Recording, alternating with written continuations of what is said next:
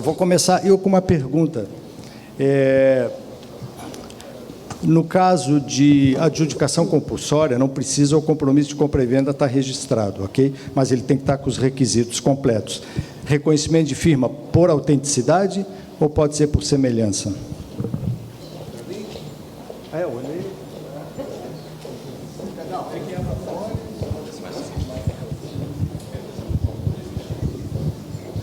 Bom, essa questão levantada pelo nosso presidente é interessantíssima, mas antes de responder, eu queria dizer que eu fui advogado por muitos anos, aí cansei da advocacia, fiz concurso para cartório, passei lá no Paraná e fui no primeiro congresso do IRIB, e eu via aquele painel final do Pinga Fogo como uma coisa extraordinária, aqueles colegas altamente experientes que respondiam tudo na hora, eu achava aquilo uma coisa fantástica. E hoje eu tive a grata alegria, depois de 13 anos de exercício da delegação como oficial de registro de imóvel, ter sido convidado pelo nosso presidente para participar, substituindo aqui, eu diria que substituindo a cadeira do Zeco, que era também lá do Paraná e tradicionalmente participante do Pinga Fogo. Então, eu queria, antes de mais nada, agradecer muito pela confiança que o nosso presidente, representando a categoria, me dedicou, me convidar para participar do Pinga Fogo. Mas a questão que o Jordão nos coloca ali, eu não sei se a pergunta é sua, se é de alguém do auditório, é sua mesmo, não?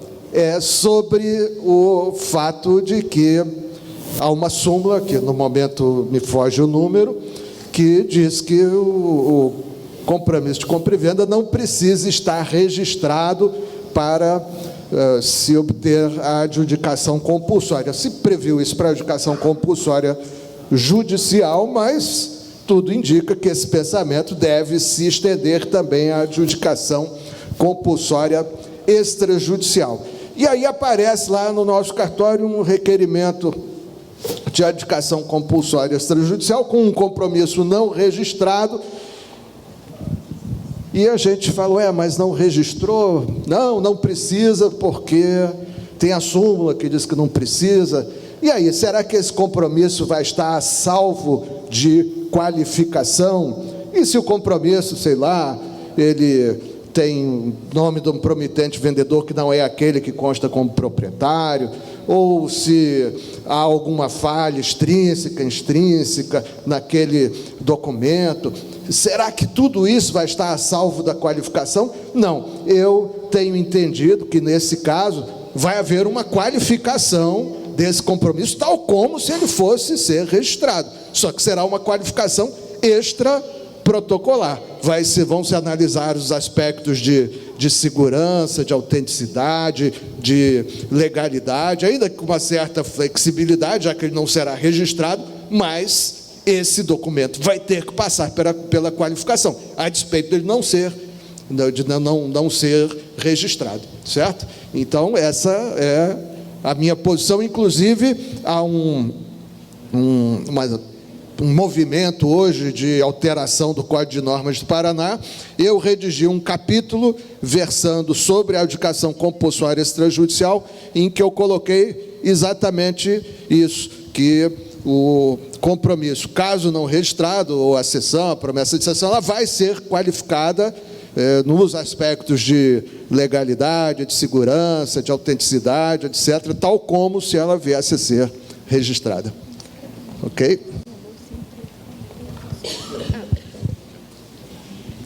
Eu só ia comentar que essa súmula tem tudo a ver com a súmula 84 que eu acabei de falar. Embora você possa reconhecer efeitos para a promessa não registrada, efeitos obrigacionais, ela tem que passar pelo crivo normal dos princípios registrais, continuidade e tudo mais. A gente não pode conferir efeitos reais para essa promessa. Da mesma forma, acho que a súmula 239 tem que ser analisada da mesma forma na súmula 84. Acho que essa pergunta ela é muito interessante quando a gente para pensar em situações em que há adjudicação compulsória ela exija a existência de um direito de promitente comprador anterior. E eu vou exemplificar a situação em que o requerente seja o cessionário de uma cessão de uma promessa. Só que essa promessa, ela não esteja registrada e o imóvel já foi vendido. Nessa situação, percebam que o registro seria essencial para que esse cessionário tivesse, então, o direito de sequela, que seria um resultado do registro daquela promessa. Ou seja, pensando o inverso, podemos ter uma situação em que um imóvel ele possui uma promessa registrada e esse imóvel foi vendido a um terceiro. Foi feita a alienação de um imóvel onerado por essa promessa. Mas agora comparece na serventia um requerente, que é o cessionário, e que possui essa promessa registrada. Portanto, a sua adjudicação compulsória vai ter oponibilidade perante esse terceiro adquirente. Então, me parece que nessa situação específica, a promessa, o registro da promessa seria um requisito obrigatório.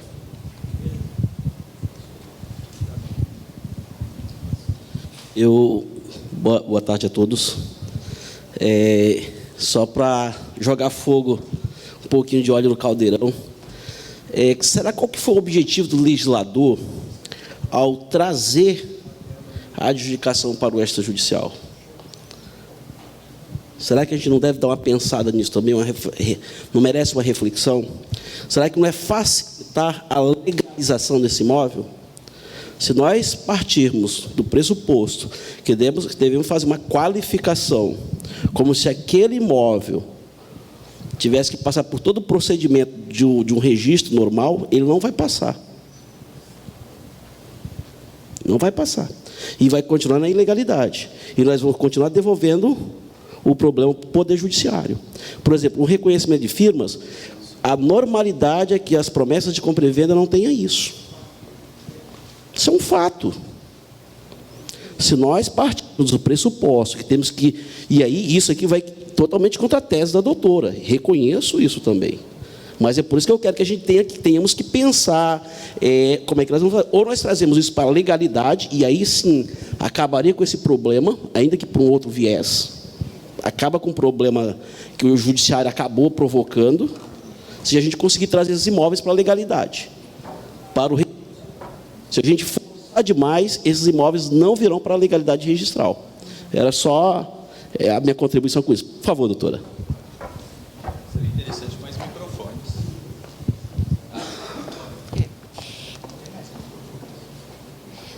Só complementando, eu concordo e eu acho que as nossas teses não são contrárias, elas se complementam.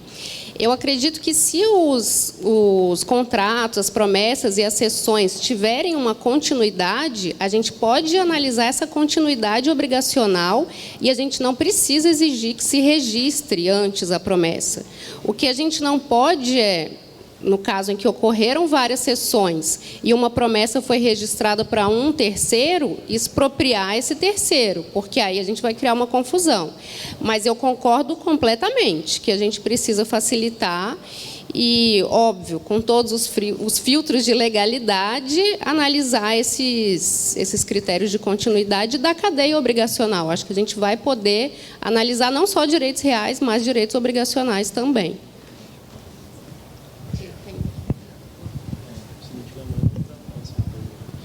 Próxima pergunta. Muito boa tarde a todos. Meu nome é Jean, eu sou registrador substituto em Palmeiras das Missões, Rio Grande do Sul. Ela me falou. Aqui. Meu nome é Jean Novaz, eu sou substituto no Registro de Imóveis de Palmeiras das Missões, Rio Grande do Sul. Eu tenho 3 perguntas, mas, em razão do tempo, se não puderem ser todas respondidas, eu entendo perfeitamente. A primeira delas é quanto ao prazo da cédula de crédito rural. A gente sabe que a Lei 13.986 fez algumas alterações substanciais no Decreto 67, mas, por outro lado, também revogou deliberadamente muitos artigos, às vezes até capítulos inteiros dentro do decreto. E um deles foi justamente o artigo que falava do prazo de 3 dias. Então, hoje a gente não tem uma previsão legal sobre o prazo para registrar a cédula. Claro que os códigos de normas trazem um prazo especial, mas aí tem uma questão de que, se caiu a norma do decreto 67, será que não cai do código de normas? Então, uma das perguntas é essa: qual que é o prazo hoje para registrar a cédula? De 3 dias ou o prazo geral agora de 10 dias da 14382? A segunda pergunta é sobre o artigo 68 da Lei 4591. Vou responder essa aqui primeiro, pode ser, meu xará? Claro. Tá? Que já vai para outra e a gente se perde. Bom, essa é uma questão que a gente, inclusive, debateu nas reuniões quando a gente foi fazer o e-book. O e-book, um dos temas foi os prazos. Essa parte, inclusive, fui eu que fiquei sob responsabilidade de escrever, mas algumas coisas, inclusive ideias que tivemos antes, após as reuniões, tivemos algumas alterações. Essa questão do prazo dos 3 dias, eu digo assim, eu estou aplicando na prática esse prazo, em prazos menores. No entanto, tendo em vista a revogação, o entendimento foi de que a gente não poderia passar para... Eu estou respondendo e não estou vendo você. Não podia passar essa informação, por exemplo, de uma forma... formalmente dizer, olha, 3 dias, uma vez que foi de fato revogado. Então, o entendimento nosso é que foi o entendimento do grupo, e foi consolidado nesse e-book, é da aplicação do prazo, hoje, regra geral, é contado em dias úteis. No entanto, a gente tem de fazer uma reflexão sobre isso, sobre as cédulas, principalmente pela dinamicidade que se tem das cédulas em relação ao mercado. A gente tem de tomar em conta que o prazo para as registradoras fazerem esse trabalho é de 5 dias. Se nós vamos ficar com um prazo maior, consequentemente, há a possibilidade de se pensar em que o cartório, o registro de imóveis, enfim, ele tem um tempo maior do que as registradoras privadas. São serviços diferentes? Em tese são, mas a gente sabe o quanto é necessário que a gente demonstre essa velocidade registral, essa qualificação de uma forma rápida. Então, respondendo formalmente, de fato, o entendimento foi de que é 10 dias, e ainda que os códigos de normas, na maioria, aqueles que falam em prazos, vão continuar tratando sobre o prazo, enquanto não revogado, alterado, o código vai constar lá os 3 dias, é a lei que estabelece isso, então o prazo seria de 10 dias úteis. Em relação à CPR, eu acho que, Pedro, aí sim que tem um prazo diferenciado, não é correto?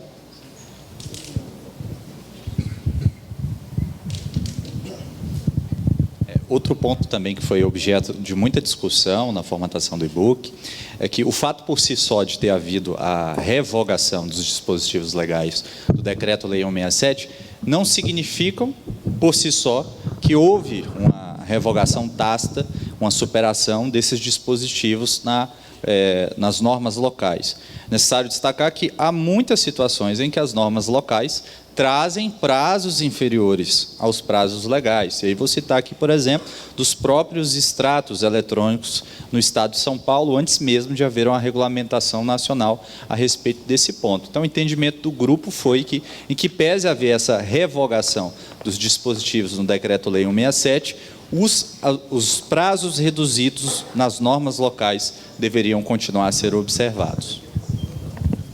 Certo. Muito obrigado, Jean e o Pedro. A segunda pergunta seria quanto ao artigo 68 da 4591.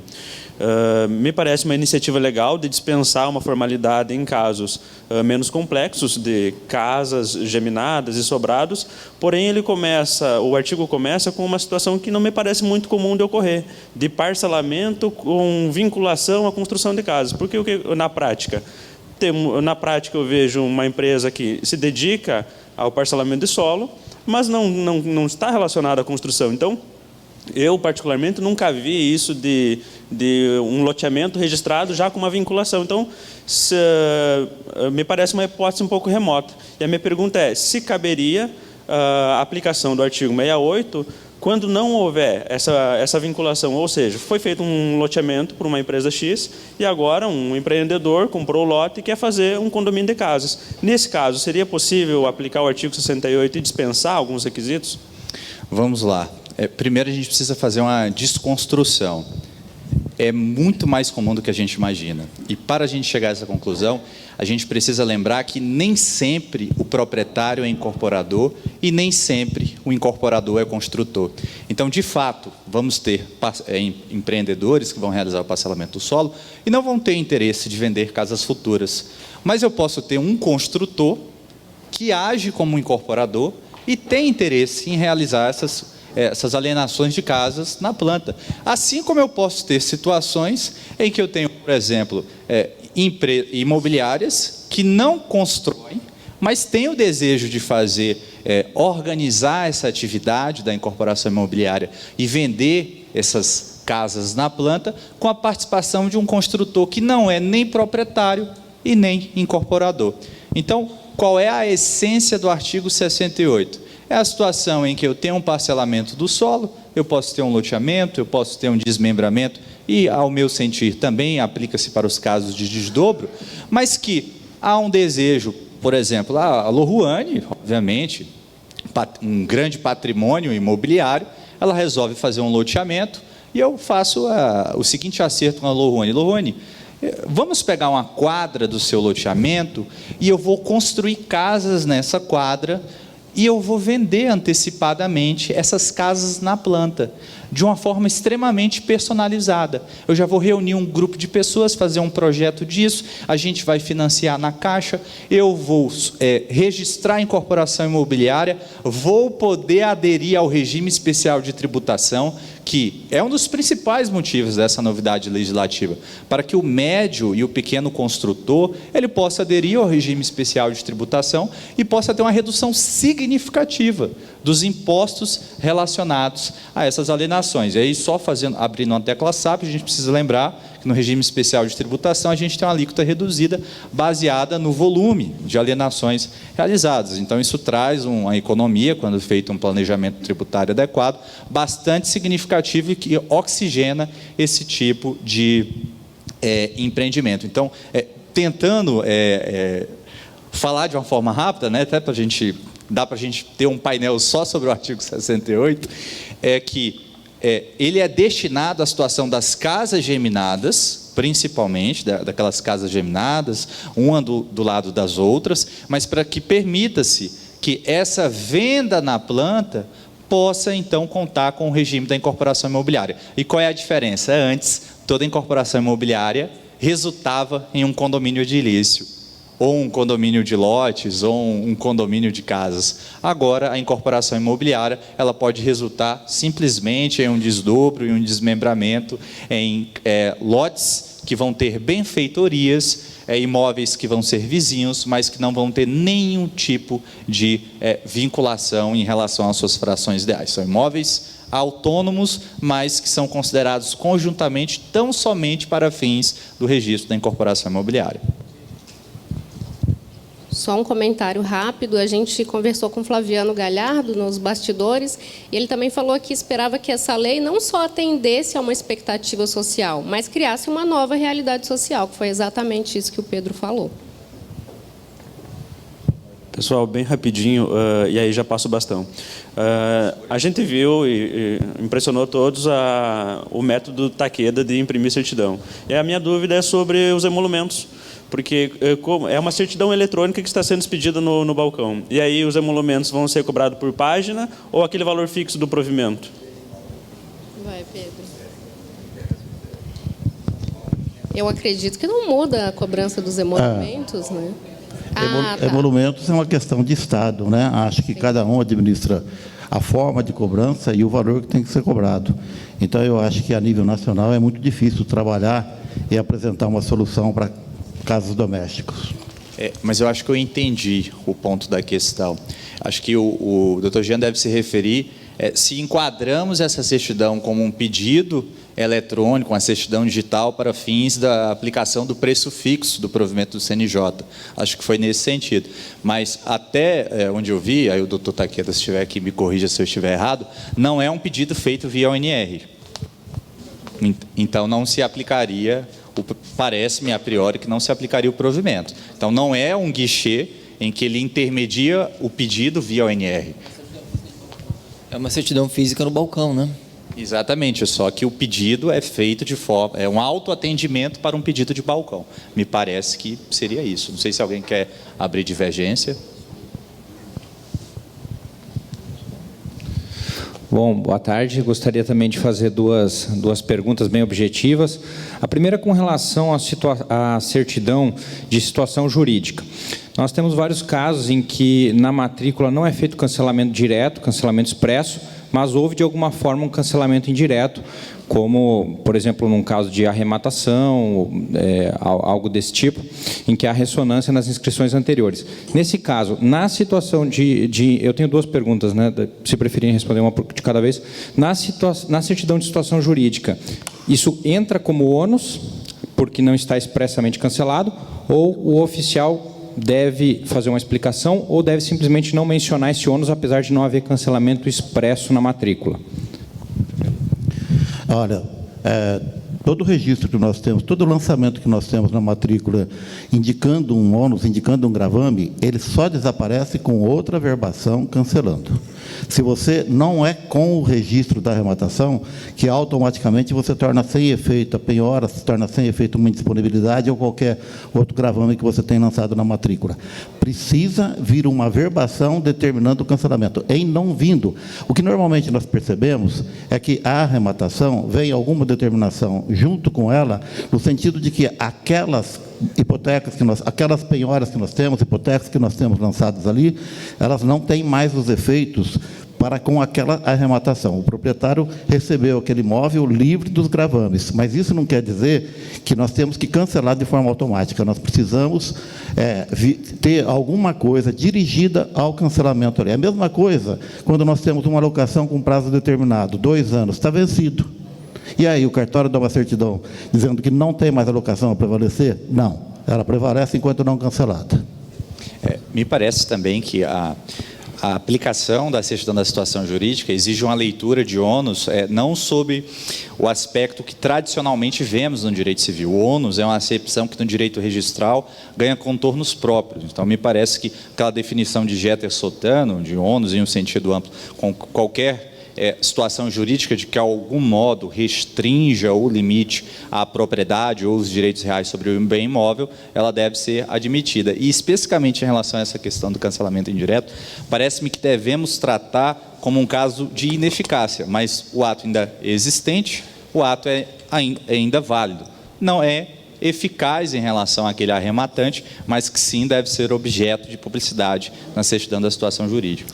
Só fazendo uma pontuação também sobre isso, me parece que a qualificação deve ser para o momento da apresentação de um título. Caso contrário, nós, enquanto registradores, para emitir uma certidão, teríamos que fazer uma qualificação material, muitas vezes, o que, de uma certa...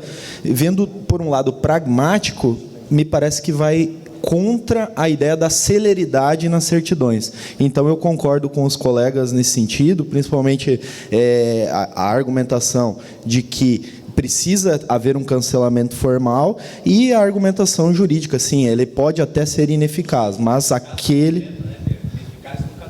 ineficaz no caso concreto, mas ela deve constar da certidão. Também penso dessa forma. Bom, Só um adendo por parte do nosso presidente, o Dr. Jordan, os certificados de presença já estão disponíveis no estande do IRIP, tá? Eu vou aqui abrir a minha divergência. Tá?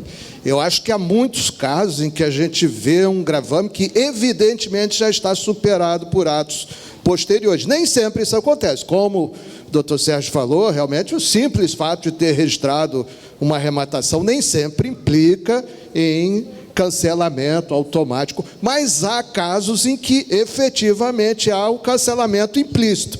E eu acho que exatamente essa é a razão de ser é uma das razões de ser da certidão de situação jurídica, como era antes na nossa tradicional certidão de ônus reais. Então, o que se busca, seja na certidão de ônus reais, seja na certidão de situação jurídica do imóvel? Se busca aquilo que, às vezes, tem sido chamado de qualificação de saída. Tem a qualificação de entrada, que é aquela que a gente faz no título que vai lançar no folho, mas tem a qualificação de saída, que é aquela em que o registrador diz quais são os ônus que estão vigentes e que estão ainda produzindo efeitos. Para quê? Para que o usuário não seja surpreendido por um ônus que para ele parecia estar desaparecido e para o registrador não estava. Então, o que se busca, a meu ver, com essa certidão de situação jurídica é essa maior segurança na interpretação do conteúdo da matrícula. E sempre lembrando também que a gente imagina, mas quando eu registrar uma coisa, se cancelar implícito, eu vou fazer de ofício uma averbação dizendo que cancelou. O problema é que nem sempre o acervo que a gente tem foi feito por nós, né? Às vezes a gente pega um cartório que tem um acervo de dezenas de anos para trás, que tem coisas ali que só Deus explica, né? E a gente tem que fazer essa qualificação de saída, não tem outro jeito. A gente tem que dizer, olha, a única pendência, o único ônus, o único gravame vigente que tem nessa matrícula é o da AV tal, ou os que estão vigentes são da AV tal, tal, tal. É a seção de direitos hereditários que está lá averbado. Pois é, não? Então, eu entendo que existe, em primeiro lugar, acho que atrás da sua pergunta tem a questão, existe cancelamento implícito? Existe, não é qualquer caso, mas existe casos em que o gravame está cancelado implicitamente. E, em sendo assim, e não havendo requerimento, ou não havendo a conveniência de se fazer uma averbação explicitando isso, a certidão de situação jurídica simplesmente vai omitir aquele gravame que se tem como implicitamente cancelado, para que o usuário saiba o que o registrador pensa. Na verdade, o que se espera na certidão de ônus reais, eu vejo muito aqueles casos em que tem colegas que batem ali um carimbo na matrícula, dizendo, não estou aqui criticando, mas não é como eu faço. Colegas que batem aquele carimbo dizendo os ônus são os que estão na matrícula, não? E colocam isso como sendo a certidão de ônus reais. Não, o que se espera exatamente é que o registrador declare quais são os ônus que estão na matrícula. E mais, a gente tem que lembrar também que a certidão de situação jurídica, ela surge em função de um declínio na ideia de matrícula, né? Hoje a gente tem matrículas pelo Brasil afora que tem 500 páginas, que tem 1000 páginas. O tabelião vai fazer uma escritura com uma matrícula de 1000 páginas, ele vai levar um mês analisando aquela matrícula. É isso que se quer na certidão de situação jurídica e em benefício de uma melhoria no ambiente de negócio, etc., que se pegue aquilo ali como é um certificado de propriedade de um automóvel. Não? O certificado de propriedade do automóvel diz que o proprietário é André Vilaverde e o ônus que tem é alienação fiduciária ao Banco Itaú e pronto. Não? Então, eu aqui, com todo o respeito, vou discordar dos colegas que entenderam que teria que mencionar isso na certidão de situação jurídica. Doutor Francisco, tem uma situação, é claro que é do Código de Normas da Bahia, mas outros estados podem ter também. Isso tem muito a ver, às vezes, até com o valor dos emolumentos para o cancelamento. Mas, no caso da Bahia, uma hipoteca que já tenha passado 30 anos, então, ela estando perempta, pode-se fazer a averbação de ofício. Então, caberia, do cancelamento, caberia, nesse caso, seria um meio termo, vamos dizer assim. Você faz a publicidade desse cancelamento para depois encaminhar essa certidão. Então, tem N situações. Na situação que o doutor Marinho trouxe, eu acredito que tem ainda, para além disso, às vezes, uma divergência sobre a própria natureza jurídica da arrematação, né, que pode fazer toda a distinção de se é ou não baixado, de fato, esses gravames. Gente, os ônus que nós temos, os gravames que nós temos antes da remutação, O cancelamento deles é mera formalidade. Senão nós vamos chegar ao absurdo de nós termos uma cédula de crédito rural, uma hipoteca, envolvendo um imóvel arrematado, e amanhã ou depois nós falarmos que esse imóvel não pode ser vendido porque tem uma cédula rural. Isso, por incrível que pareça, já aconteceu em São Paulo, impedindo a venda do arrematante para uma terceira pessoa, porque ele adquiriu um imóvel que não podia ser vendido de forma voluntária. Foi arrematado, depois o Conselho Superior da Magistratura impediu a venda a partir dali. Mudou esse comportamento. E ele começou a entender que os efeitos daquela hipoteca que nós tínhamos registrado, eles não prevalecem para nenhum ato mais posterior à arrematação. É por isso que nós vemos só como mera formalidade, mas não de ofício. Alguém tem que provocar esse cancelamento e tem emolumentos para pagar. Eu estava conversando aqui com o Pedro já, que a gente tem uma certa interpretação binária, né, de ônus, não ônus. E eu acredito, o Marinho falou, será que a gente não pode ter uma opção intermediária aí? E o nosso cancelamento indireto cria um grande problema para essa interpretação binária, né? E aí o Pedro já ia comentar aqui que a gente, na hora que migra para o sistema eletrônico, a gente tem um grande problema para estruturar esses dados que seriam não binários aí. Perfeitamente. Me parece que a ideia do cancelamento indireto ela é totalmente incompatível com o sistema de registro eletrônico. Uma vez que a ideia da certidão da situação jurídica é informações que possam ser tratadas em um sistema binário, ou 0 ou 1. Isso significa dizer que o ônus ou existe ou não existe meio termo. Então, há uma necessidade de que haja uma uniformização quanto a esse ponto. E a pergunta do Marinho, que era para estar aqui em cima também, respondendo no Pinga Fogo, auto-respondendo a pergunta dele, a falta de uniformidade que nós temos na regulamentação das normas locais, porque temos estados que colocam que a ordem do juízo deve estabelecer de forma expressa a prevalência ou não a respeito de penhoras anteriores. Existem estados que falam que, em hipótese alguma, o registrador deverá cancelar diante da ordem desse novo juiz. Só o juiz que expediu a penhora poderia determinar esse cancelamento. Há normas estaduais que não falam coisa alguma e há normas há estados, inclusive, que falam que o registrador sequer pode cobrar por esses cancelamentos, porque o arrematante estaria livre de quaisquer ônus anteriores. Então, a gente consegue perceber que há uma falta de uniformidade muito grande e que, para avançarmos para o registro eletrônico e o tratamento estruturado dos dados relacionados à certidão da situação jurídica, que, diga-se de passagem, a ideia é que essa informação seja gerada de forma automática por nossos sistemas e a linguagem utilizada seja padronizada para que os sistemas do mercado possam ler de forma automática aquela informação. Isso significa dizer que o sistema do banco ele não quer ler cancelamento indireto, ele quer saber se o ônus existe ou não. Até há pouco tempo, nós tínhamos em São Paulo a autorização para que o registro de imóveis, para que o registrador devolvesse uma determinação de cancelamento se não viesse do juízo competente. O juízo competente, no caso da penhora, seria o juízo do feito que determinou a penhora. Mas nós tivemos uma modificação de comportamento, inclusive não autorizando mais o registrador de imóveis, analisando se o juízo é competente ou não.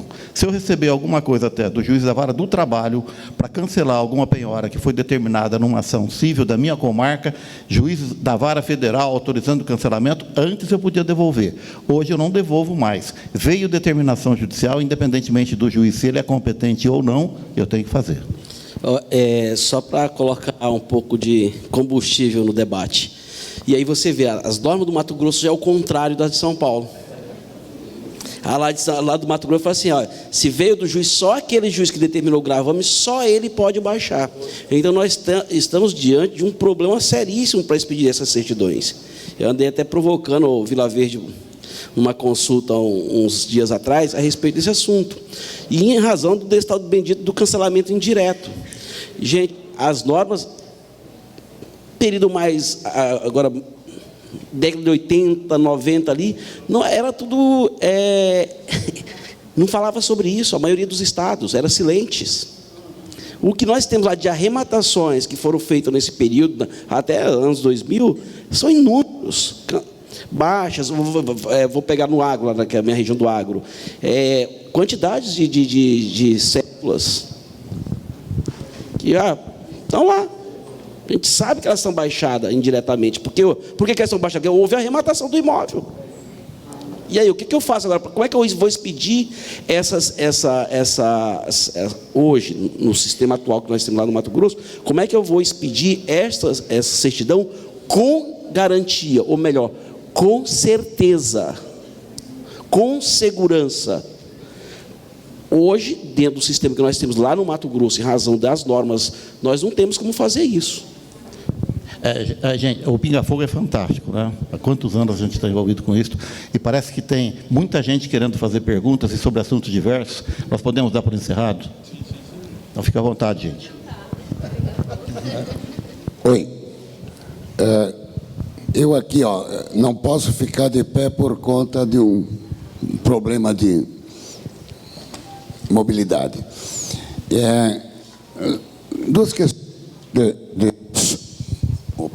de só menos importância, certamente, comparado com as outras já colocadas, quanto à adjudicação compulsória extrajudicial. Uma situação hipotética. O requerido é pessoa jurídica cujas atividades já foram encerradas e o CNPJ, a Receita Federal, já selou o CNPJ. Qual será o procedimento do registrador para a emissão da DOI? Esta é a primeira.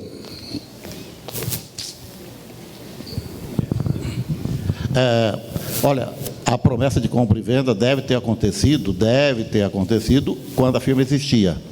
Não tem problema nenhum. Avança, mesmo porque, se tivéssemos hoje um ato voluntário desta empresa, que já com atividades delas encerradas, em havendo, prova de que a negociação começou quando ela tinha vida, continua, acaba e finaliza a adjudicação. Perfeitamente, concordo. Acho que a única cautela que o registrador deve ter é verificar, no caso concreto, a forma como essa inatividade aconteceu. E se ela ocorreu de forma voluntária, quem é o liquidante, porque ele vai ser o destinatário de uma eventual notificação durante o procedimento da adjudicação compulsória. Se não tiver liquidante, aí tem que nomear um liquidante antes. Perfeito. A segunda questão é mais formal, é rápida, aquele painel colocado hoje pela manhã pelo Dr. Sérgio Hammerschmidt, de Santa Vitória do Palmar, acerca dos parques eólicos, os procedimentos e as formas de se formalizar essas questões. São aplicáveis também para as usinas fotovoltaicas? Vou falar porque eu estou no um dos maiores parques de usina fotovoltaica, na Bahia, Bom Jesus da Lapa. Obviamente que a formatação de prática de uma e outra são muito diferentes. Tanto é que, num parque eólico, como o Dr. Sérgio havia falado, se utiliza muito pouco espaço apenas para colocar ali os aerogeradores e pode-se continuar utilizando a terra quase que normalmente. E os parques solares têm uma diferença grande em relação a isso, o que normalmente vai implicar em todo um projeto ambiental também, de alteração, enfim, da localização, às vezes, da própria vegetação. Quanto à formalidade, me parece que segue o procedimento, ou melhor, a natureza jurídica escolhida pela parte, desde que seja, por exemplo, em Minas Gerais, o entendimento que se tem é que esse procedimento, aplicando-se o artigo 112 do Código Civil, que diz que mais vale a intenção das partes do que o que meramente está ali formalizado. Então, a intenção era realizar determinado negócio, por exemplo, uma locação. Então, eles entendem que, mesmo num imóvel rural, nós estaremos diante de uma locação urbana, no caso, não residencial, obviamente. Os estados têm dado respostas diversas em relação a isso, e aí eu vou trazer a realidade da Bahia. Na Bahia, nós temos a possibilidade, expressamente, de se fazer uma averbação de notícia depois do registro no registro de títulos e documentos. E aí é um arrendamento, mas não é aquele arrendamento rural do decreto 59566. Então, essa é a grande diferenciação. Mas se aplica, sim, se aplica essa possibilidade, e nos estados que regulamentam especificamente que se trata de uma locação, ainda que em imóvel rural, aí vai ser aplicado o registro do direito de vigência e a averbação do direito, ou averbação do direito de preferência, e o direito de superfície, por óbvio, sempre será possível. É muito comum também o direito de superfície, observando a forma por escritura pública. Acho que um ponto importante é justamente essa releitura que a gente conversou há pouco do artigo 246 e desse filtro de relevância que deve ser feito a respeito do rol exemplificativo das averbações no fólio real. Agora, especificamente em relação a essa questão, tanto da energia eólica quanto da energia fotovoltaica, a gente tem que lembrar que essa destinação não é rural. Essa destinação não é rural. Por tal razão, eu concordo com o entendimento de Minas Gerais, no sentido de que não são arrendamentos no sentido estrito da legislação, visto que não é uma destinação agrícola, pecuária, agroextrativistas ou agroindustrial, e sim arrendamento em sentido amplo, arrendamento naquele sentido. Perfeito. A direção pede também para avisar vocês, quem for fazer uso da palavra para perguntar qualquer coisa para o painel, se identifica com o nome, serventia e cidade, porque está sendo gravado e é importante uma direção melhor disto. Dentro do assunto, nós não temos em Bragança Paulista eólica para poder responder de forma direta ao que está sendo questionado. Mas nós temos muitas torres de transmissão e a orientação que nós temos lá, você inclusive localiza, né? Nós não vamos fazer uma simples locação ou um arrendamento de uma parte ideal, porque é uma parte certa e determinada. Localiza, mas nós temos que ter lá a figura da totalidade do bem descrito, porque senão não há possibilidade de você ter a certeza de que aquele desenho que está sendo apontado para você ali, onde vai ficar a torre, se ele está dentro do imóvel ou não. Em São Paulo, a gente tem como necessidade a descrição do todo para poder entrar. Eu não sei se aqui na Bahia ou em outros estados tem determinação diferente. Há uma determinação... Há uma determinação, na verdade, do Ministério de Minas e Energia que exige algumas questões e, dentre elas, é a regularização do imóvel e, dentro disso, acaba vindo o georreferenciamento. Então, em geral, ocorre o georreferenciamento. Só uma coisa que passou, acabei deixando de falar, às vezes tem mais de uma fase, e a gente sabe que se faz primeiro uma fase de estudo, às vezes, e depois se faz a fase, então, de execução.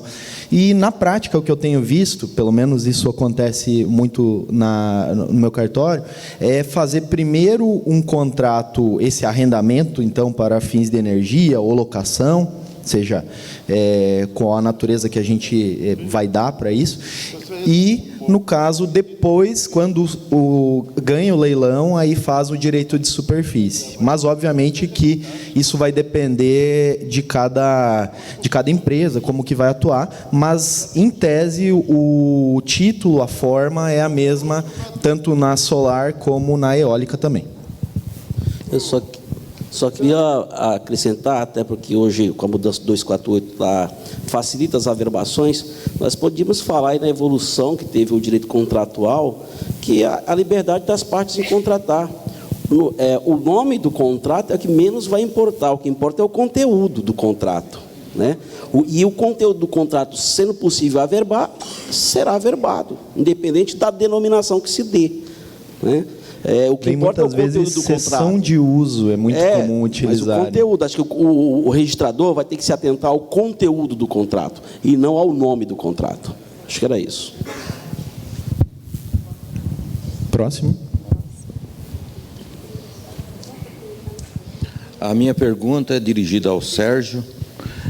Faça favor, se identifica. Valdemir, comarca de Costa Rica, Mato Grosso do Sul. Direcionado ao Sérgio, a seguinte posição muito administrativa. A certidão para fins jurídicos, a gente tem aquelas matrículas dentro do cartório que são enormes. Quando você, pela primeira vez, você faz a primeira certidão, você tem em mãos todos aqueles dados anteriores. O senhor vê alguma objeção em a gente fazer uma averbação de ofício para que, na próxima certidão a ser emitida daquela matrícula, venha a dar problema? Olha, as nossas atividades, elas vêm determinadas de forma específica quais são os atos que nós temos que praticar na serventia. E não há previsão legal para este tipo de comportamento. E eu sei, às vezes eu tenho que trabalhar com um mapa paralelo dentro do envelope da matrícula, dentro daquele saquinho que nós colocamos na matrícula, eu fazendo este resumo de tudo que tem na matrícula, porque nós temos muitos imóveis, lá em Bragança Paulista teve muitos, com 150, 200 registros de venda de frações ideais, com servidões, com hipotecas, um monte de coisa. Então, nós tivemos que fazer alguma coisa paralela. Lançar na matrícula, não há previsão legal para isto. Mas como nós podemos administrar a serventia da melhor forma, e desde que isso não traga prejuízo para alguém, eu também não condenaria quem faz, não. Agora, você precisa ver o comportamento do seu juiz corregedor permanente da Corregedoria Geral da Justiça. Se eu tivesse numa representação de classe, ter que dar um parecer, vou reconhecer que não há previsão legal para entrar uma verbação desta forma na matrícula. Mas eu ia admiti-la como uma boa providência do registrador de imóveis. Nesse sentido, desse saneamento, tivemos um enunciado aprovado na primeira jornada de Direito Notarial e Registral, que fala sobre a possibilidade do registrador fazer uma averbação saneadora, no intuito de esclarecer quais são os direitos reais vigentes, quais são os atos vigentes e quais são, eventualmente, os proprietários, os atuais titulares de direitos reais. Tivemos um enunciado aprovado nesse sentido e também vislumbra ainda a possibilidade de um encerramento de ofício dessa matrícula e a abertura de uma nova matrícula com a descrição consolidada do imóvel e a qualificação atualizada dos proprietários para um melhor andamento do serviço. E destaco ainda que há situações em que a expedição da certidão da situação jurídica vai ser impossível, em razão de uma indefinição absoluta da situação jurídica do imóvel. Há situações em que realmente não é possível definir a situação jurídica, e isso tem que ser dito, porque tem matrículas em serventias do Oiapoque ao Chuí que é impossível definir a situação jurídica e penso que é legítimo que o registrador... E aqui eu não estou dizendo que isso deve ser regra, não é isso, que o registrador não deve interpretar, mas que há situações materiais que materialmente é impossível definir a situação jurídica daquele imóvel. Eu acho muito perigoso nós começarmos a criar a possibilidade de qualquer ato na matrícula sem uma previsão legal. Nós temos a possibilidade de abrir matrícula e a lei fala quando que eu posso abrir matrícula.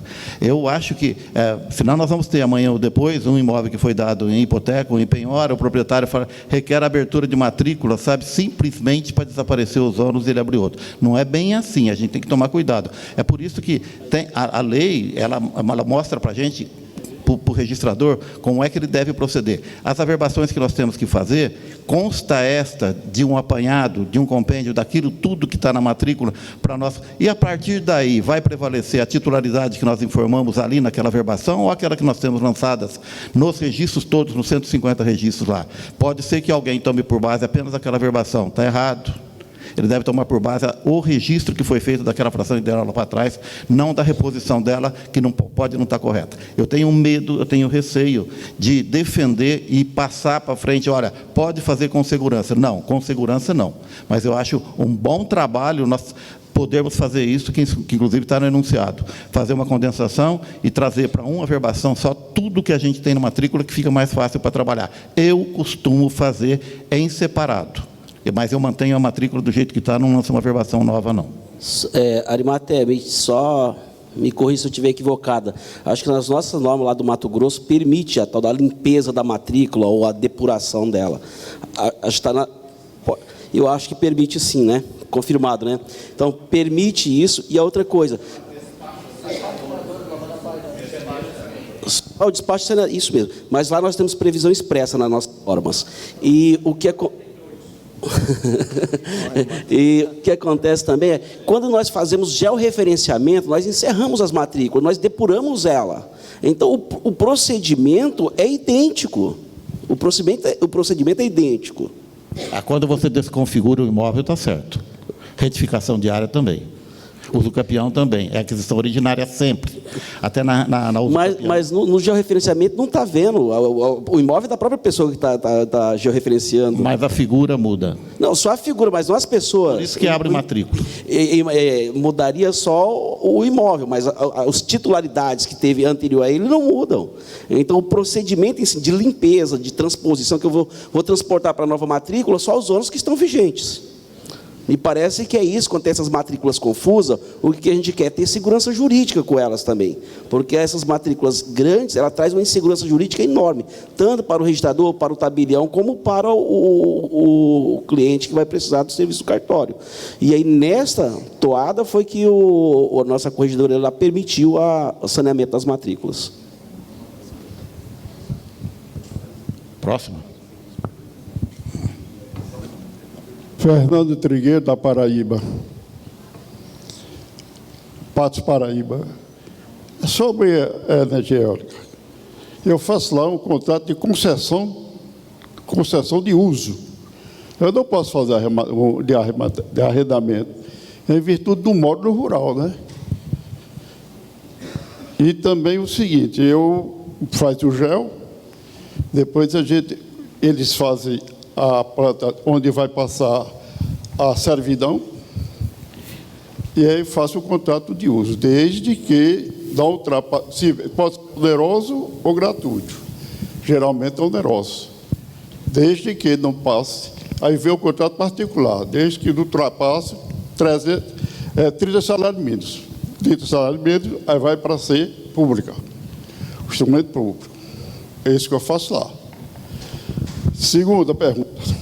Só uma... Está falando dentro daquele contexto que nós estávamos falando de energia. Sim, sim. Tá. Bom, sobre essa questão, é preciso diferenciar, às vezes, uma questão de nomenclatura.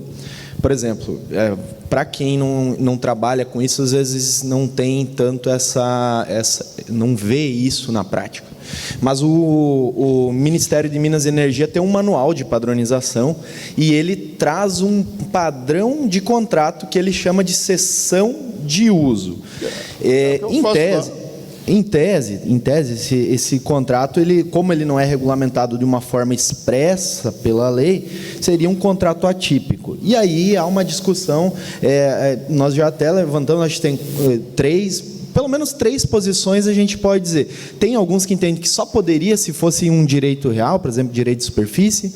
Uma segunda posição que seria intermediária, que alguns estados permitem o registro desse contrato se ele fosse registrado, averbado, melhor dizendo, apenas a notícia, desde que seja registrado no RTD. Essa foi a opção do Tribunal de Justiça da Bahia, enfim. E outros estados, como é o caso de Minas Gerais, entendem que é um contrato típico, que foi o que o Pedro falou, não porque ainda que estivesse um imóvel com a sua localização, o imóvel rural, a destinação é urbana, não residencial, urbana, ela tem uma finalidade industrial, comercial, enfim, e então há esses pontos de vista.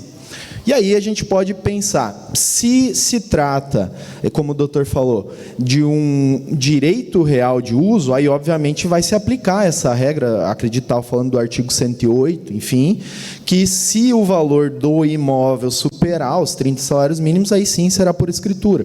Agora, se nós estamos falando de um contrato particular que eles apenas denominaram de cessão de uso, mas não tem as características do direito real de uso, é preciso ver se existe um entendimento consolidado no seu estado, no sentido de viabilizar o registro desse instrumento particular. Como eu disse, na Bahia, tem registrar no títulos e documentos, e depois a averbação notícia no registro de imóveis. Mas, pelo que eu entendi, é direito real de uso que normalmente fazem, né? Então, está correto o seu procedimento em exigir a escritura quando superior a 30 salários mínimos. E aí, eu queria saber como é que vocês fazem um contrato de arrematação, ou de arrendamento, mesmo que o imóvel rural, do imóvel rural. Eu quero entender como é que vocês fazem isso aí. Quando eu falo em contrato de arrendamento... Mas está falando de aquisição por pessoa jurídica estrangeira? Ou... Não, eu estou falando... Sim, pode ser. Eu quero saber se pode fazer esse contrato de arrendamento. Bom, primeiro que... Em vez de contrato de uso. Uma questão que a gente tem que deixar claro é que a gente não está falando de arrendamento rural. Arrendamento rural, previsto lá no decreto 59566 de 66, tem um regramento próprio e ele decorre para aquelas situações em que se vai ter uma atividade agrícola, pecuária, extrativista, mista ou agroindustrial. Não é nenhum desses casos. Então, logo, esse contrato já não é. Então, o que a gente tem?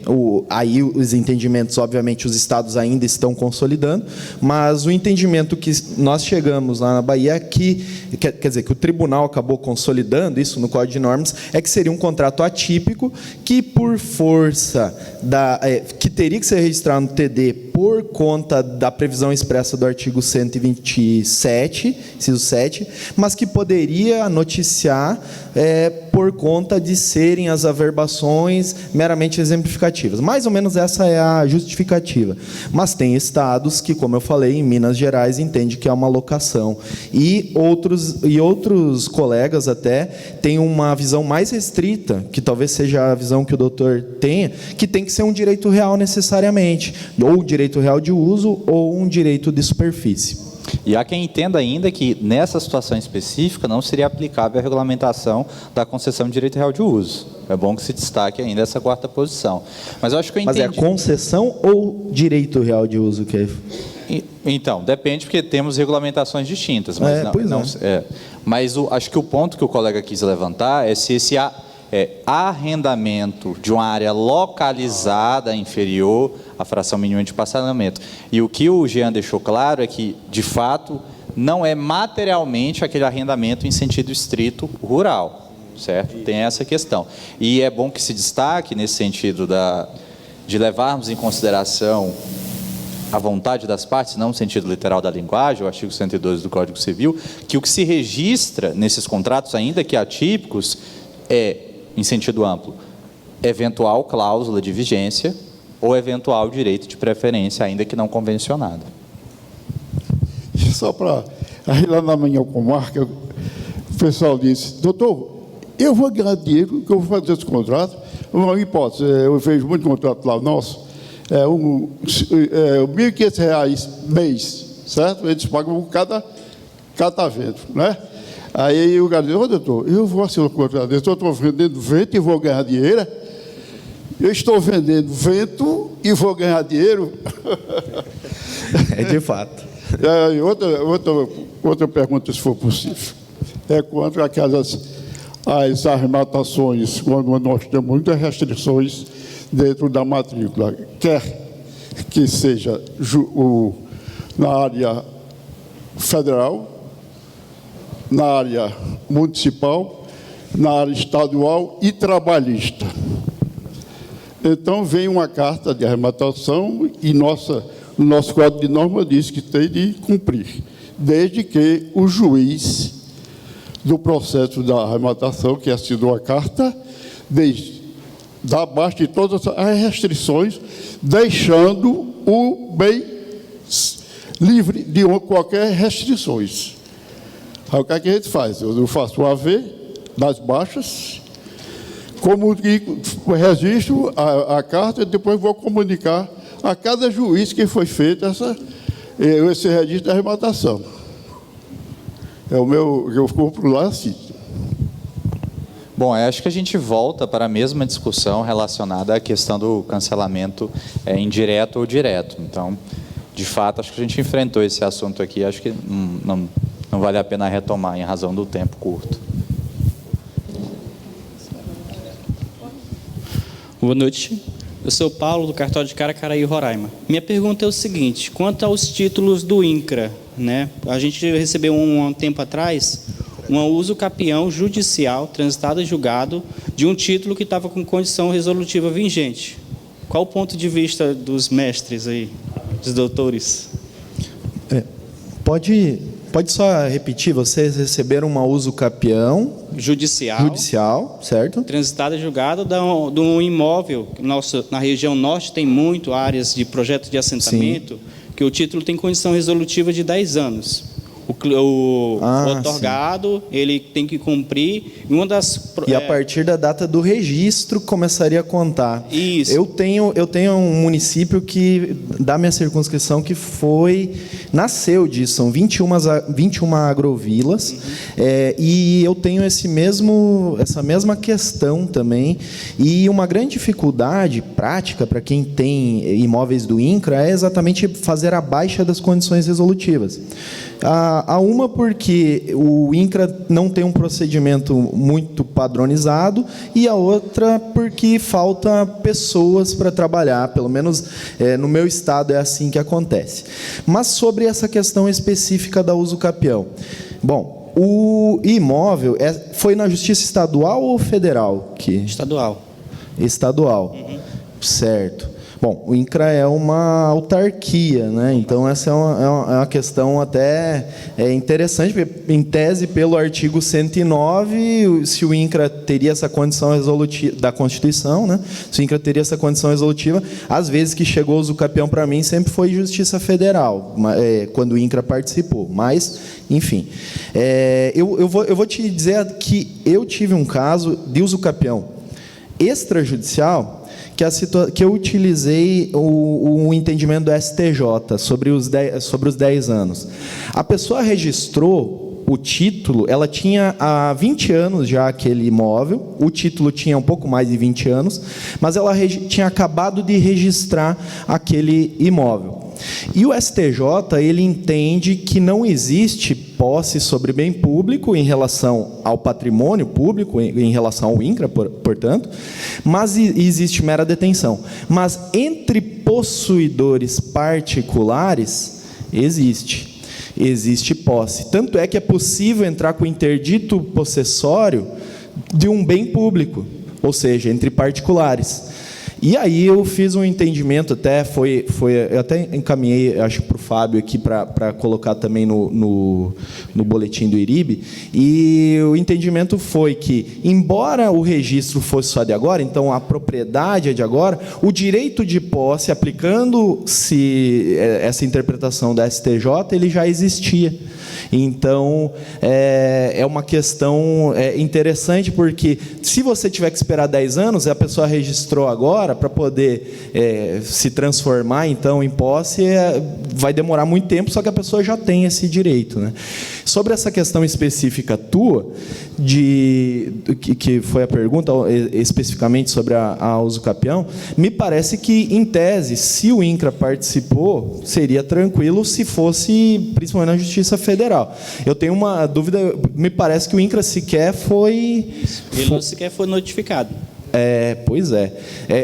A situação bem complicada. Eu ainda iria um pouco além, porque, bom, a gente tem essa questão da competência absoluta, mas aqui eu vou abrir divergência, eu vou falar e ninguém vai concordar comigo, mas é necessário que se fale. Fale, que nem sempre a uso capião vai ser uma aquisição que vai ser liberatória de todos os ônus. A gente pode ter uma posse que respeita determinados direitos. Nesse sentido, a tese do Marcelo Couto, e assim já pensava Pontes de Miranda. E fazendo um link com o que eu falei... Só finalizando, Jean, desculpa. Pode haver a uso capião de uma propriedade resolúvel. Sim, é isso que eu ia dizer.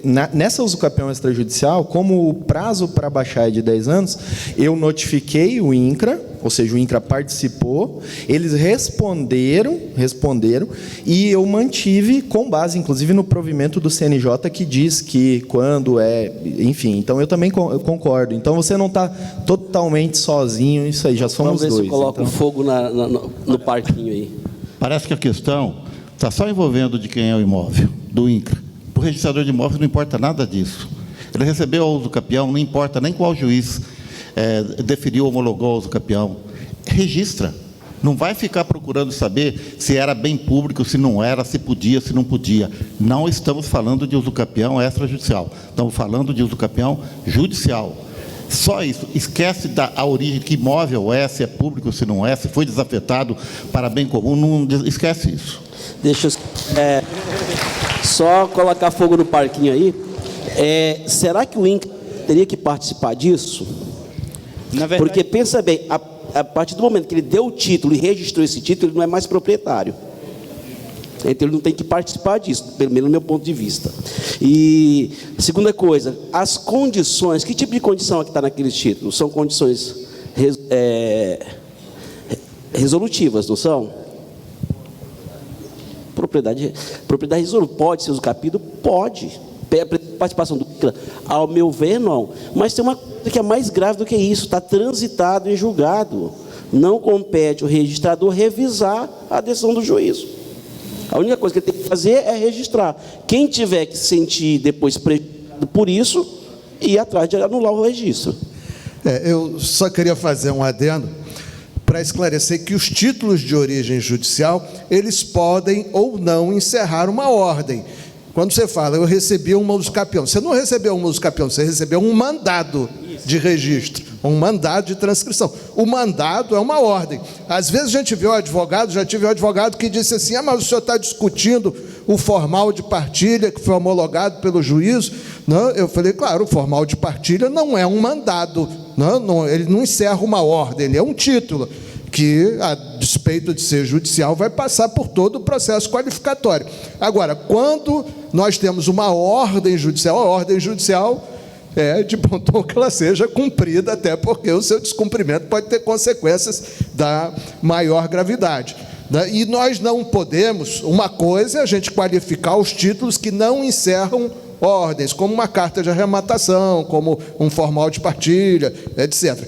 E outra coisa é qualificar aqueles títulos que se constituem em mandados, como um mandado de registro de uso capião, como um mandado de penhora. Nesses casos, a gente não pode se arvorar numa posição de estar superior ao próprio judiciário, discutir, por exemplo, como o doutor Sérgio falou, de querer rediscutir questões como competência, como legalidade, como acerto ou não da decisão. No máximo, a gente pode analisar aquele título do ponto de vista do alcance do trânsito em julgado, quando se trata de uma questão relativa a trânsito em julgado, porque o trânsito em julgado produz efeito apenas em relação às partes que estão no processo, não estende efeitos a outros. E se, por exemplo, se o proprietário é terceiro, eu não compreendi, eu não consegui alcançar completamente o caso aí, porque apesar de eu estar numa região metropolitana, eu sou registrador do asfalto, eu praticamente não tenho nenhuma atividade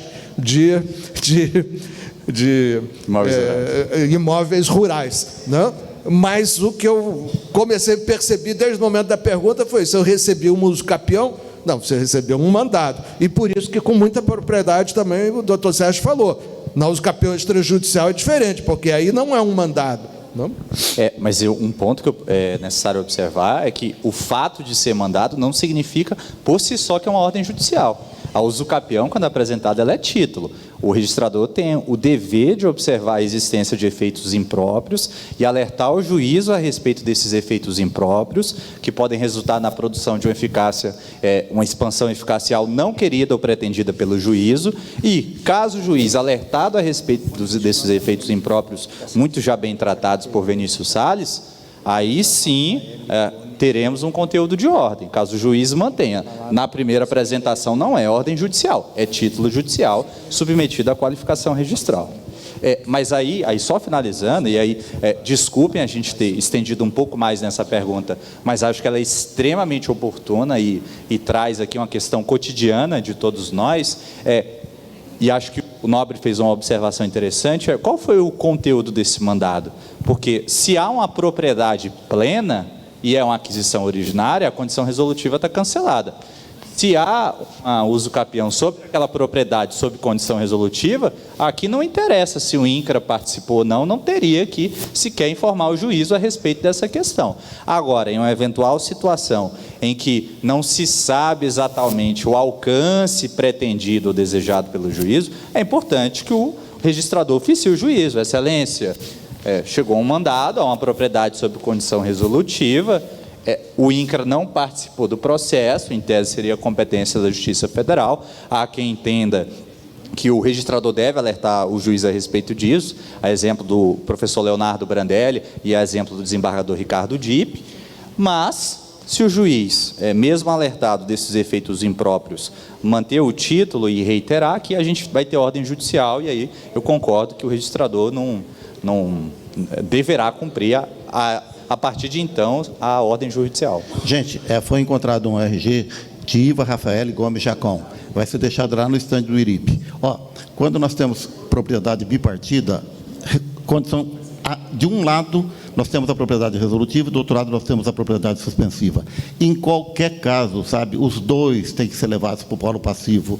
Não é um só, com o ônus do outro, como nós temos também no usufruto e nua propriedade, nós temos no domínio direto, domínio útil, quando nós estamos trabalhando com enfiteuse. Os dois são proprietários, não tem um proprietário com o ônus do usufruto, não tem um proprietário com o ônus da alienação fiduciária. Nós temos a propriedade bipartida e do polo passivo, os dois são proprietários, como se nós tivéssemos aí um condomínio de titularidade.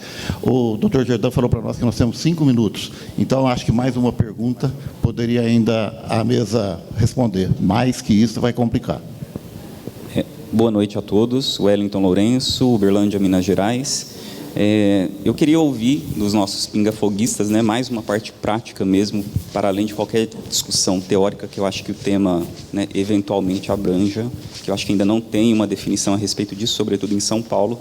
Mas a situação prática é a seguinte: imóvel em regime de mancomunhão, que compõe a comunhão conjugal, a averbação do divórcio ou do falecimento de um dos cônjuges sem partilha, é prenotada uma escritura pública de alienação de fração ideal de 50% desse imóvel. Qual a solução que é dada entre os diversos estados que estão representados aqui pelos nossos pingafoguistas?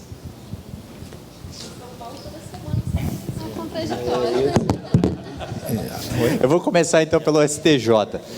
Tivemos uma recente decisão do STJ no sentido de que o simples divórcio extingue a mancomunhão. E, a partir de então, a gente teria um condomínio voluntário.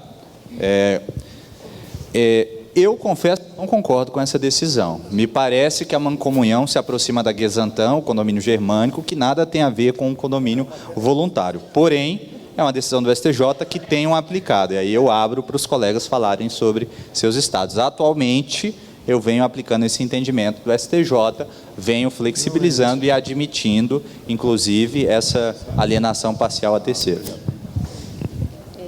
Eu não apoio essa decisão do STJ, embora a gente tenha aí a ideia de precedentes, não é, obrigatórios, essa nova visão do CPC, essa decisão não tem efeitos vinculantes. E enquanto não tiver realmente o Conselho ou a Corregedoria falando que isso altera a natureza jurídica do condomínio, que, como o Pedro bem falou, é um condomínio de mão comum, não acho que o falecimento ou o divórcio é capaz de alterar a natureza jurídica desse condomínio. Ele falou os dois.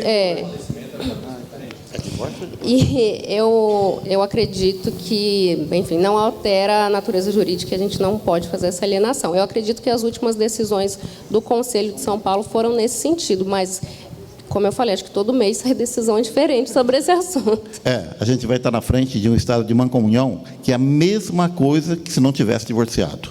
Pode um cônjuge vender para o outro, alienar para o outro? Não. Tem que fazer a partilha. Às vezes a gente vê o divórcio e fala assim, o imóvel vai continuar em comum, metade para cada um. Fez partilha. Quando ele falou metade para cada um, fez partilha. Aí o cartório deve entender aí como partilhado e faz o registro da partilha. Aí levando-os para um condomínio civil, 50% para cada um. Aí pode, ele na qualidade de divorciado, proprietário de 50% e vende para ela, doa para ela. Mas enquanto ficar no estado de mancomunhão, como se casados fossem ainda, não pode. Aí só fazendo uma errata, porque eu não ouvi da palavra falecimento. Aí nem o STJ salva no caso de falecimento. Aí a gente tem a universalidade do espólio, realmente, enquanto não feita a partilha, não é possível. Então, eu sou do estado de Rondônia e a gente sempre se socorre na jurisprudência de São Paulo, e como a colega falou, eu já vi até alguns precedentes dizendo que poderia, mas eu não aplico essa situação, não. Eu estando em mancomunhão, pode não, né? Também não aplico. E tem mais uma, a parte tem como acabar com essa comunhão, é obrigação dela fazer isso. Se ela tem interesse a outra concorda, vai lá e entra judicialmente. Se concorda, as duas são concordes, vai lá e faz, e extingue a comunhão. É ônus da parte fazer isso. Agora, o cartório não pode ser usado para dar jeitinho naquilo que é tomar potência. Perfeito. Temos possibilidade de mais duas perguntas, podemos avançar? Pode falar. Valdiran Casimiro, Tocantins, na atividade. Bom, a pergunta foge um pouco aí dos temas, a não ser pelo fato de que verificamos cada vez algum colega fazer a ressalva. Olhe o seu código de norma, olhe o seu provimento, fala com o seu corregedor. Quero saber dos colegas, e aí, como já colocado pelo último que fez a pergunta, estamos representados em todos os estados praticamente, ou melhor, cada um dos colegas é de estado diferente. A pergunta é, o que os colegas têm feito para que nós mudemos esse estado de coisas? Para que tenhamos a autonomia de registrador profissional do direito, de forma a mitigar esse volume enorme de provimentos, essas normatização que não encontram amparo na ordem constitucional. Nós viemos aqui, ouvimos vários, como o provimento 134, que é uma loucura total, viola todas as leis, inclusive a 8935, a lei da LGPD. Então, a pergunta é, o que cada um dos colegas tem feito no seu estado? Porque no estado de Tocantins, lá a gente tem provimento só igual os juízes têm. Quase nada de provimento. Tanto que até os professores de cursinho que estão por aqui devem estar ficando... batalharam para descobrir aí, para auxiliar os concurseiros do Tocantins sobre o código de norma, e lá no Tocantins não encontra isso. Então, a pergunta para todos, só para encerrar, é o que tem feito no seu estado e o que podemos fazer a nível nacional para que a gente acabe com esse estado de coisa e a gente passe a ser tratado profissional de direito assim como o juiz é. Só tem provimento em caso esporádico mesmo, regulamentando uma norma pré-existente. Perfeito. Obrigado. Acho que o primeiro ponto a ser analisado aqui é a natureza jurídica dos provimentos. E o entendimento do STF é que os provimentos do CNJ têm uma eficácia normativa primária. Ponto. Primeiro ponto. Segundo é uma reflexão e uma autocrítica. Nós não podemos ficar consultando a corregedoria, o juiz corregedor, a respeito do que a gente tem que fazer. A gente tem que tomar decisão, a gente tem que fazer qualificação registral. Quem era servidor público deixou de ser, agora é delegatário, agora é oficial de registro, não tem que consultar o corregedor a respeito das decisões que devem tomar. Então, acho que esse é o primeiro recado, eu passo a palavra. Olha, os juízes não são órgãos consultivos do registrador de imóveis, nem do notário, e nem o registrador é órgão consultivo de notário. Eu fui notário durante 10 anos, fui na comarca de Araraquara. Se vocês conversarem com o Galhardo, pergunta para ele se um dia eu fui atrás dele para perguntar como é que poderia ser feito determinado serviço ou não. O notário, o registrador de imóveis, eu falo até para o meu pessoal que trabalha lá, nós temos em São Paulo, inclusive, um dispositivo nas normas de serviço fantástico. Ele entrega de forma textual autonomia para que o registrador de imóveis administre os trabalhos que ele tem, e acho que os juízes ficam contentes à beça quando você soluciona tudo, quando você resolve tudo. Então, nós temos, claro que nós não temos resposta na lei de forma textual para tudo aquilo que é mostrado para nós. Tem que, sim, mostrar o conhecimento jurídico que nós temos, aquilo que foi entregue para nós, e decidir, vou fazer, não vou fazer, fundamenta de um lado como de outro, mesmo sem uma sustentação de acordos, de decisões do tribunal, de provimentos, não tem nada, cria. E a partir dali, sabe, às vezes uma outra comarca do lado, às vezes o Estado, às vezes isso daí acaba gerando um entendimento diferente. Às vezes a gente tem que se atrever. Vocês querem? Eu vou citar só um exemplo bem rápido aqui, com a súmula 377. Eu escrevi, tem publicado em vários lugares, logo que nós tivemos o Código Civil em vigor, eu falei, não se aplica mais a súmula 377 para quem é casado no regime da separação obrigatória de bens, e a compra aconteceu na vigência do Código Civil de hoje. Olha, nós tivemos várias decisões mostrando, sabe, alguma dúvida, mas não falava quando foi a aquisição. Então, com certeza, a aquisição tinha sido antes. O que nós temos hoje em São Paulo? Uma mudança de comportamento, invertendo, falando assim, quem adquiriu o imóvel na constância do casamento, casado no regime da separação obrigatória de bens, aproveitando da súmula 377, não se comunica, só se comunica se ele provar que participou da compra, inverteu. Em São Paulo nós temos isso. E eu, na verdade, eu ficava sozinho nessa história toda e devolvia quando eu recebia uma ordem judicial, porque eu não reconhecia a comunhão. E nunca o juiz mandou de volta, mostrando que o cartório não tinha razão. Até que as coisas se consolidaram. Tem que se atrever. Eu acho que este ponto é o mais positivo que tem nas nossas atividades. Não fazer porque o outro fez, copiar o que o outro está fazendo, mas criar alguma coisa diferente nas nossas atividades para que nós possamos servir amanhã ou depois por migalhas para outros e outros, sabe, como fonte de referência. Perfeito, perfeito. Eu acho que nós concordo perfeitamente com o que os colegas falaram. Eu acho que a gente tem que usar bastante a nossa independência jurídica e funcional. E eu vou falar por mim, no estado de Rondônia as correições são bem puxadas e eles são muito rigorosos com a parte administrativa, mas eu nunca tive um ato sequer contestado na parte jurídica. Então, eu tenho que, para mim, no meu estado, eu tenho total liberdade para agir, desde que juridicamente bem embasado e bem fundamentado. Eu acho que temos que usar a nossa independência jurídica e funcional, sim. Isso. Primeiramente, a gente tem que deixar claro, a gente é profissional do direito. Se a gente é profissional do direito, cabe a gente decidir e fundamentar. Obviamente que há limites nisso, mas fundamentando, nós estaremos fazendo a nossa parte. O Valdiran é sempre muito bom, que ele sempre levanta coisas que às vezes ninguém pensou em perguntar, mas eu, por exemplo, uma das coisas que eu digo, eu não sei nem o nome do juiz da minha comarca, porque eu não preciso. Eu resolvo tudo no cartório. Eu resolvo tudo que tiver. Claro, se tiver alguma coisa, eu vou eventualmente mandar, mas o pior que eu acredito que a gente tem, o nome nem é tão bonitinho, normalmente quando eu falo assim nas rodinhas, é outro nome, mas é o registrador medroso, tá?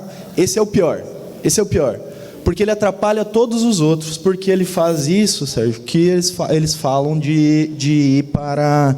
Vai até o juiz, faz a consulta, o juiz às vezes nem sabe do que se trata, porque ele não estudou a matéria, não é especialista somos nós, e aí essa é a grande problemática. Nós temos um problema que o Pedro levantou, que é interessante, que é o entendimento do STF sobre a natureza da fiscalização. Para o STF, fiscalizar também é regulamentar, uma interpretação extremamente extensiva. Só que isso decorre, na verdade, claro, de todo esse costume que a gente tem nos estados, mas também, às vezes, da nossa inércia em não termos uma centralização democrática. Aqui hoje a gente viu nesses dias, a gente juntando aqui para a gente ser uma coisa só, Registro de Imóveis do Brasil. E é isso que a gente precisa, ser uma coisa só. Porque quando cada um é individualmente, para o Poder Judiciário a gente não é nada. Então a gente precisa ter coerência e precisamos ser uma coisa só, Registro de Imóveis do Brasil. Só Valdiran, lá no Mato Grosso, a Noreg é bem atuante e a gente consegue, na maioria das vezes, filtrar isso para dentro da Noreg. Nós temos uma ouvidoria,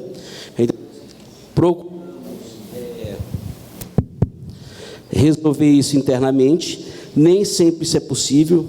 Geralmente, a gente está recepcionando os nossos novos colegas concursados, às vezes tem um meio rebelde no meio, tem sempre uns rebeldes, né?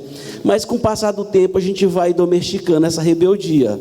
Demora um pouquinho, com todo o saber dele ali conseguimos resolver. Inclusive agora eu fui comunicado pela corregedoria para ir para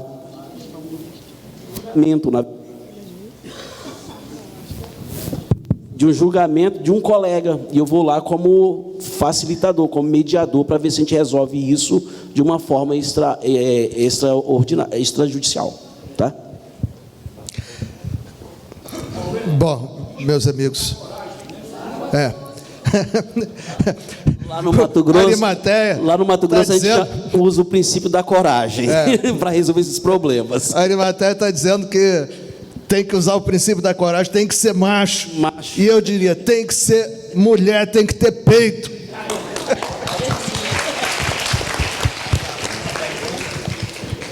Boa tarde, gente. Meu nome é Silvia, eu sou do Cartório Ofício Único de Coatis, no estado do Rio. Eu queria fazer uma pergunta para o Jean, que é sobre fé pública registral. Essa súmula 84 do STJ, que foi falada hoje, da possibilidade do compromissário comprador opor embargos, mesmo que a promessa não esteja registrada, essa súmula ela não deveria ser revista depois da lei que trouxe o princípio da concentração? Ela não feriria o princípio da concentração? Perfeito. Obrigado, Silvia. Sobre a fé pública registral, é importante a gente falar, porque o Marinho falou, a Lorane falou também sobre... Acho que foi a própria súmula que você colocou aqui também, né?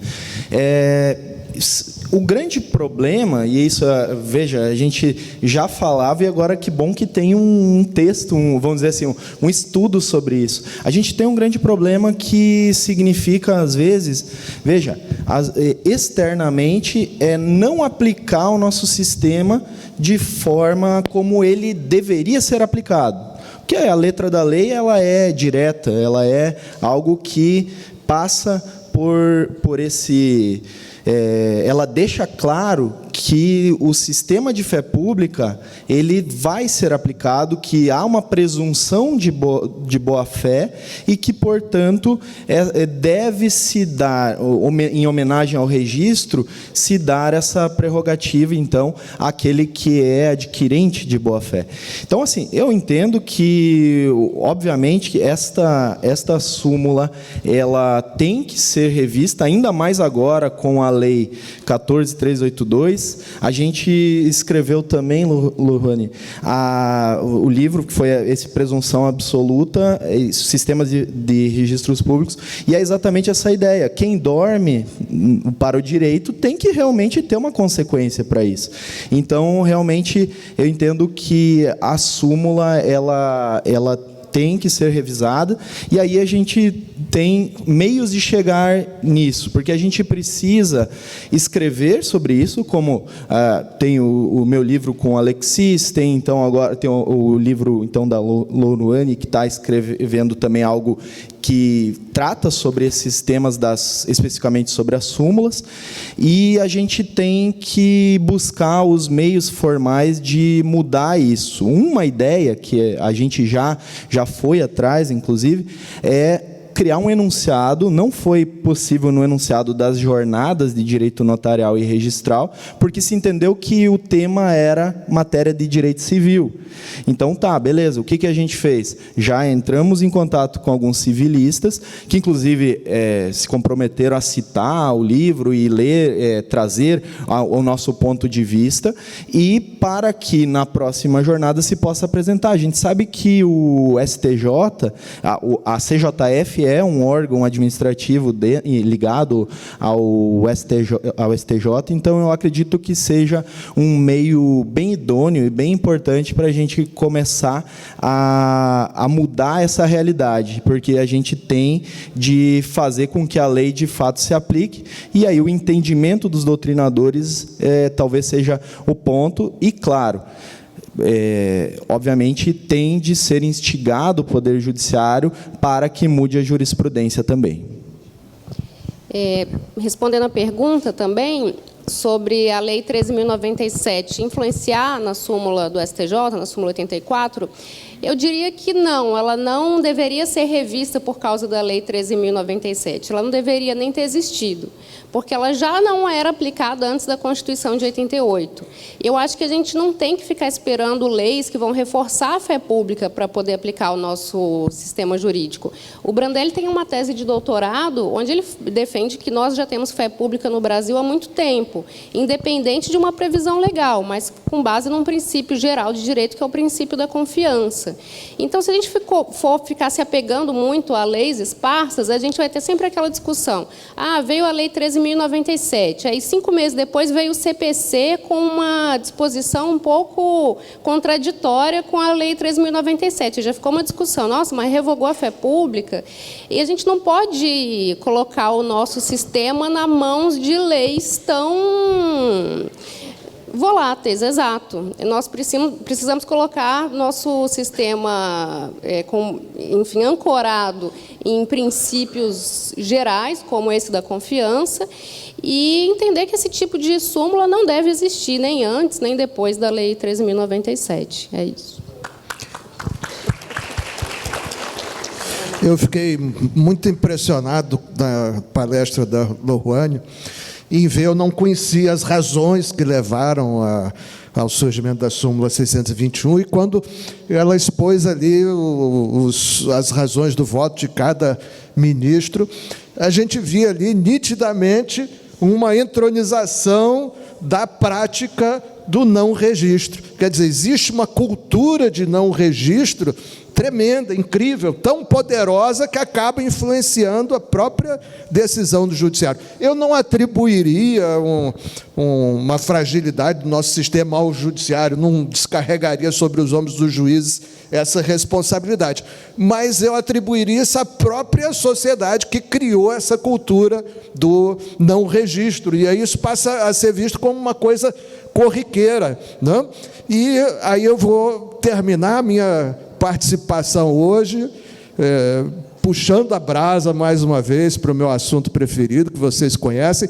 Em boa parte, a cultura de não registro, ela acaba por ser contemplada pela dificuldade com que muitos de nós, em nossos cartórios, né, cada um faça a sua análise pessoal, criamos dificuldades ao campeão extrajudicial. Existem mais de 2/3 dos imóveis fora do sistema. Eu vejo gente falando, porque tem 30%. Não é 30% dos imóveis.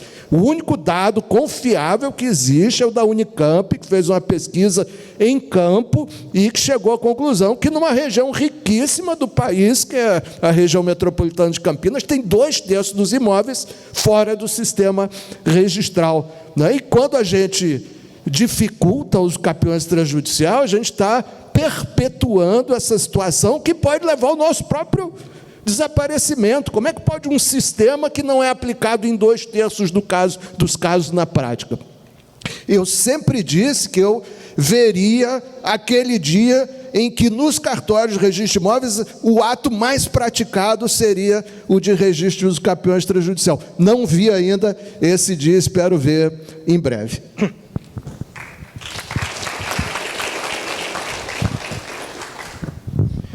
Gente, acho que nós estamos no final dos trabalhos.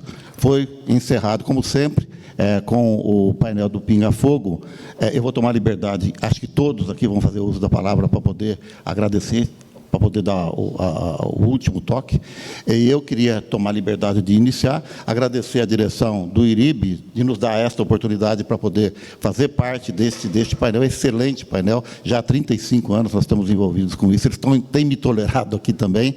E agradecer. E este encontro é fantástico, é o único que nós temos nacional, e ele agrega, né, aqueles titulares mais antigos e os que estão chegando agora, e é um momento para a gente poder se relacionar com gente diferente, com conhecimento diferente, com cabeças novas, e adquirir muito mais qualidade nos trabalhos que a gente desenvolve no dia a dia daquele que nós deixamos antes de chegar aqui. Muito obrigado a vocês todos. Tá?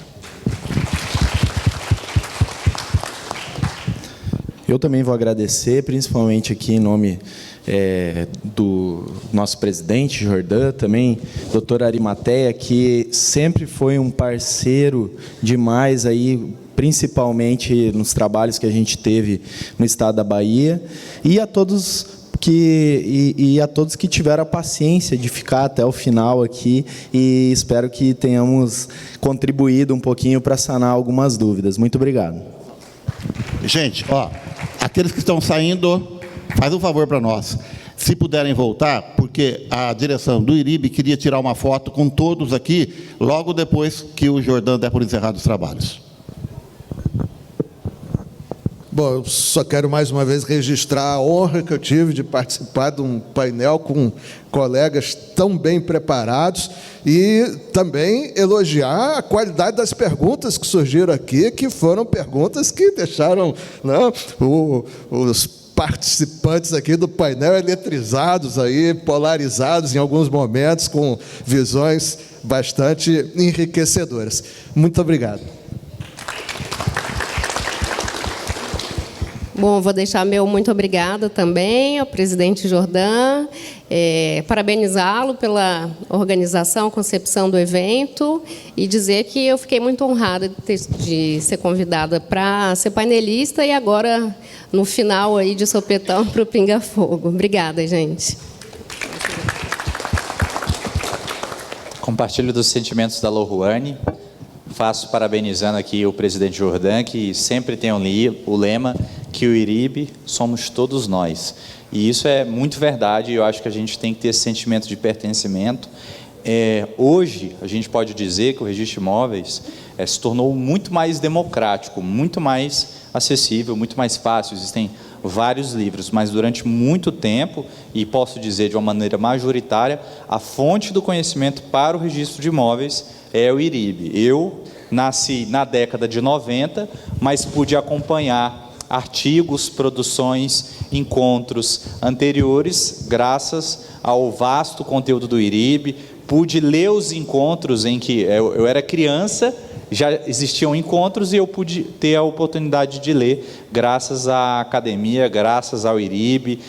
Nós temos a iniciativa do IRIB Academia, nós temos a iniciativa do colega Dr. Sérgio Jacomino com o Colemata, e graças ao IRIB é possível muita gente ter acesso a um conteúdo de qualidade e científico do Registro de Imóveis do Brasil. Então, muito obrigado, presidente. Fazendo coro aos demais, em especial as palavras do Pedro, que coloca que o IRIB está mais democrático. Agradecendo ao presidente Jordão, ao colega Arimateia, que me colocou nessa fria aqui do Pinga Fogo, mas ele disse, vai lá, o norte tem que se fazer presente, e assim a gente pode mostrar para todo mundo, né, que Rondônia também tem registro de imóveis, que é um estado pujante, que é um estado com boa regularização urbana, e muito, na minha área eu tenho 100% rural na minha comarca, e a gente pode mostrar isso para o Brasil. E então, obrigado, Arimateia. Eu vou pedir, primeiro, agradecer os colegas por ter participado. Divergir para convergir, acho que também é um bom lema, né? Acho que o IRIB faz muito bem isso. As divergências levam à convergência também. E vou pedir deferência ao nosso presidente Jordão para me dirigir ao meu capitão, capitão Arimateia. Sempre foi meu capitão lá, porque foi meu presidente da Noreg. E dizer que toda vez que o capitão convocar, estaremos de pé e à ordem. Obrigado. Amigos, bom, obrigado aí profundamente a vocês, componentes aí do Pinga Fogo. Lembrando que o Pinga Fogo é eternamente uma homenagem do IRIB ao saudoso Gilberto Valente da Silva.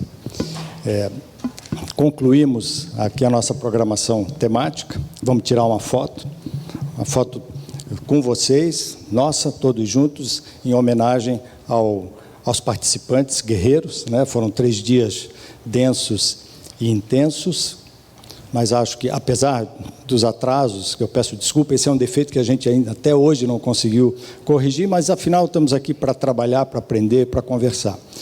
Mas quero essa foto como uma homenagem a todos vocês, a esse auditório maravilhoso que esteve aqui presente intensamente.